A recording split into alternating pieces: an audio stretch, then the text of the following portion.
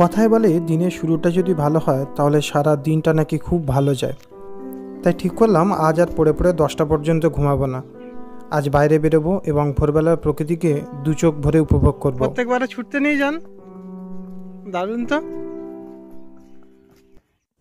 যেমন ভাবা তেমনি কাজ।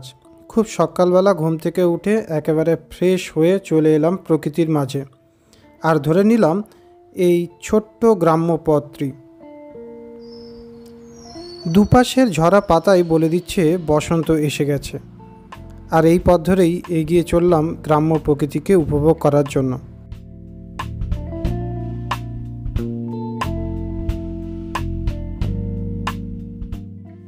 আর এদিকে দেখুন পূর্ব দিগন্তে কুয়াশার চাদর জড়ানো দিগন্তে সূর্যটা কেমন ধীরে ধীরে উঠছে, আর সেই সাথে সাথে সবুজ ধানের ক্ষেত, মানে ছোট ছোট ধানের গাছ সবে রোয়া হয়েছে।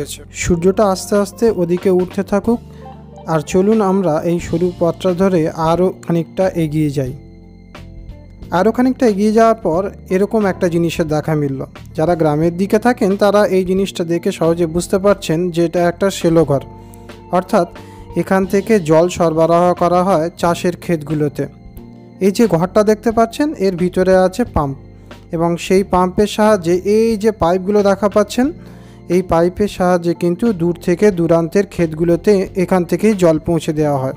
ঘরটা দেখতে এসে আরও একটা জিনিস কিন্তু উপভোগ করতে পারলাম, আর সেটা হলো সারা রাত ধরে পড়া শিশির। জমির আলে দেখুন এত শিশির পড়েছে, যখন হেঁটে যাচ্ছি দু পা ভিজে যাচ্ছে।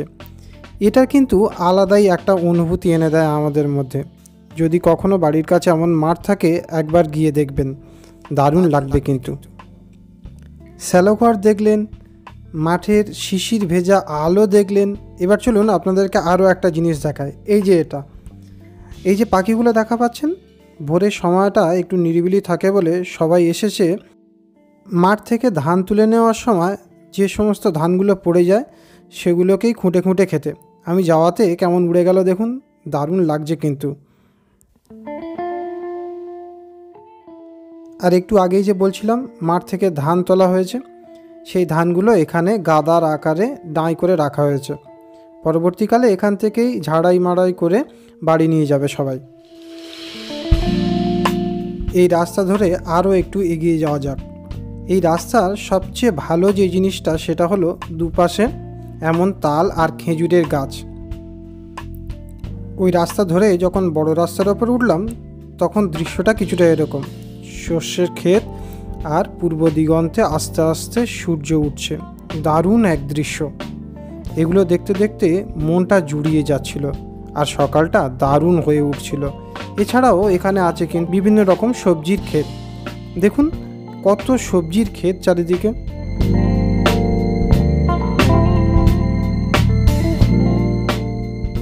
এদিকে রাস্তার পাশে কি একটা নাম না জানা ফুল ফুটেছে অগণিতভাবে।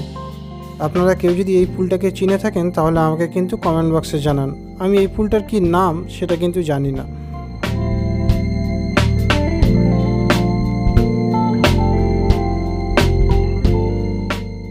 ওই দেখুন দূরে কিছু মহিলারা যাচ্ছেন ওই সমস্ত সবজি ক্ষেতগুলোতে কাজ করতে।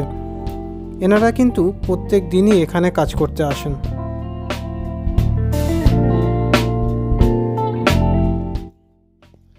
সবশেষে বলছি, যদি কখনো সময় পান এরকম প্রাকৃতিক জায়গায় কিন্তু আসবেন, খুব ভালো লাগবে।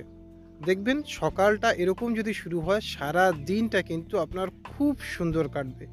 বিশেষত এই প্রকৃতি, এই শস্য ক্ষেত, এই আস্তে আস্তে সূর্য ওঠা, এ সব কিছুই কিন্তু আলাদা একটা মাত্রা যোগ করে আমাদের সকাল শুরু হওয়ার সাথে সাথে সেই দিনটা কেমন যাবে তার জন্য কিন্তু।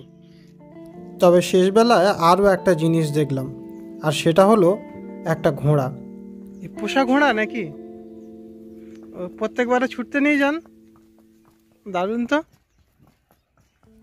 আমাদের এদিকটাতে বসন্তের শুরু থেকেই, মানে যখন থেকে মাঠে ধান উঠে যায় ঠিক সেই সময় থেকেই কিন্তু শুরু হয়ে যায় ঘোড় দৌড়ের প্রতিযোগিতা।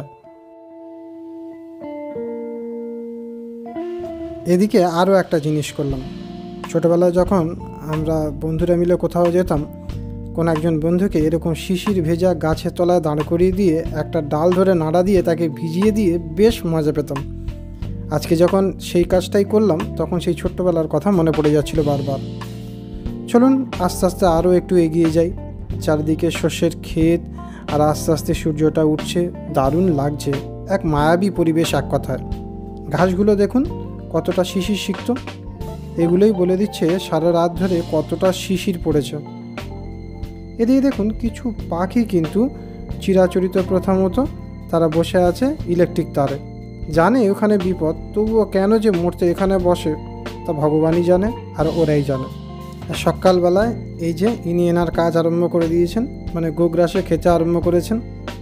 এদিকে ঘাসের খুব একটা অভাব নেই, তাই লোকজন সকাল সকাল নিজেদের গরু বাছুর বেঁধে দিয়ে যায় আর তারাও নিজেদের প্রয়োজন মতো পেট ভরে খেয়ে নেয়। এদিকে দেখুন ওই যে দূরে একটু আগে যে সমস্ত মহিলারা যাচ্ছিলেন তারা কিন্তু ক্ষেতের কাজে লেগে গিয়েছেন। ওনারা মেইনলি আসেন ফসল তুলতে, মানে বিভিন্ন রকম সবজি তুলে দিতে। এদিকে সূর্যটা বেশ উঠে গিয়েছে আর আমাকে বলছে এবার আমার ফিরে যেতে হবে।